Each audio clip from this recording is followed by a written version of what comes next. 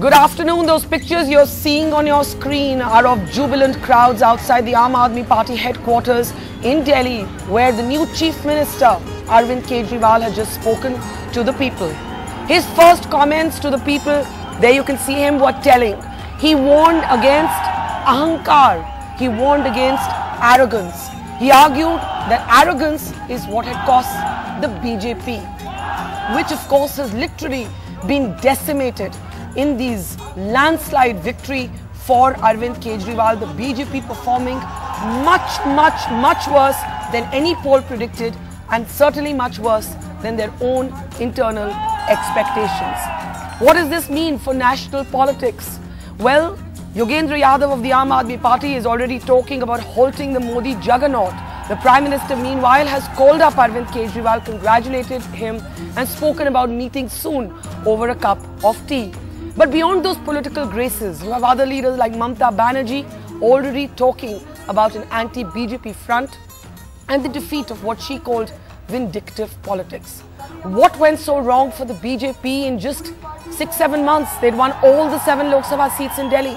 And what went so right for Arvind Kejriwal? Is this going to change the national dynamics? Will the Aam Aadmi Party now be used as a key element by other opposition parties as an anti-BJP vehicle? To discuss this and a lot more, with us, of course, is Durab Supariwala. Swapan Das Gupta, senior author, commentator and columnist, is also with us. From the BJP, we're joined by Vani Tripathi.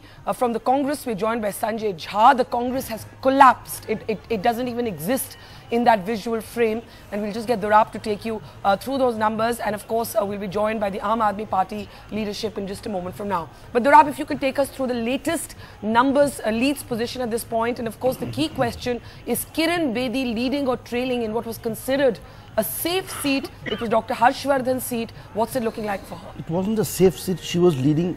Dr. Harshvardhan won by 37% last time. Yeah. Probably the safest seat in Delhi. Yeah, as of now, she's marginally leading. But it could change round by round. But the forecast is 63 seats for AAP, 6 for the BJP, and 1 for others. I think it's an INLD candidate. That's it.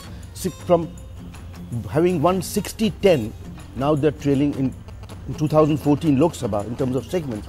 Having won 60-10, now they're trailing 60-6. So Durab, before I look at the politics of it, would it be fair to say that the entire Congress vote has shifted to the Aam Aadmi Party? Well, yes, there's nowhere else to go. Where else can it go? If it doesn't go to the BJP, BJP has held its vote.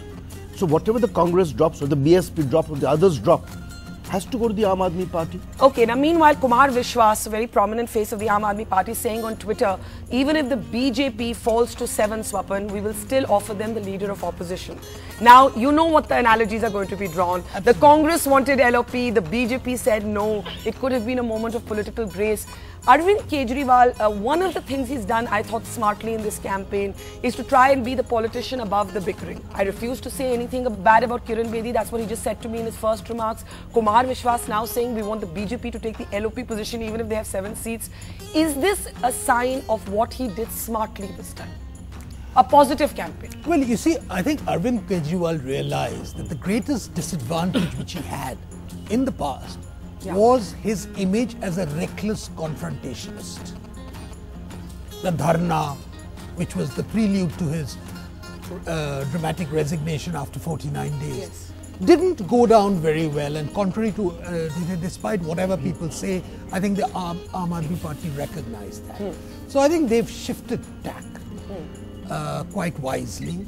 And but there are different impulses within that party, as we've seen, and you're quite right in pointing out that Yogendra Yadav, for instance, wants a far more expansionist strategy, while I get the general sense that for a lot of other AAP leaders, it's really, let's consolidate Delhi, let's get better governance in Delhi, let's give some of the deliverables possible.